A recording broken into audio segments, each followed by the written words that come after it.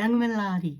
Auntie, we have a question about the difference in meanings between white fella, black fella, and this comes from a non-Indigenous person that works with First Nations peoples, and they're wondering why it's okay for a First Nations person to call them white fella, but it's not okay for them to call that First Nations person a black fella. You know, Carla, first of all, there are some Garia people that have grown up with our mob and have used these terms. That's fine to use them then if you've got that background and that experience.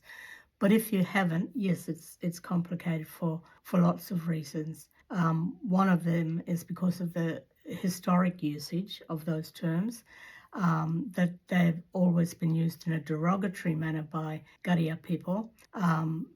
Blackfella was like a put down, but with us growing up, it's a term of strength and identity as well, and we use it very proudly.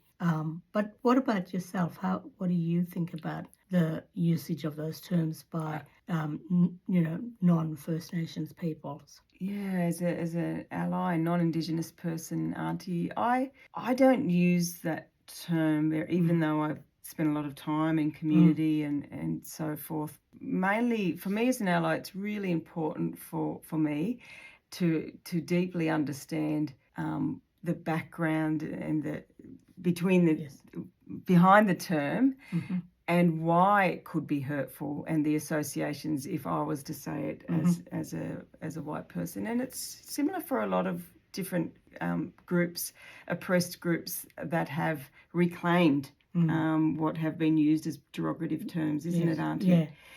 But as Auntie said, if you've grown up in community and people call you those terms, then and they're comfortable for you to do so, the thing is to ask. If you're that close with your colleagues, and you could ask them how they feel, and it'll vary for each person. It will, yes. So, in Yurigolgona. Go well.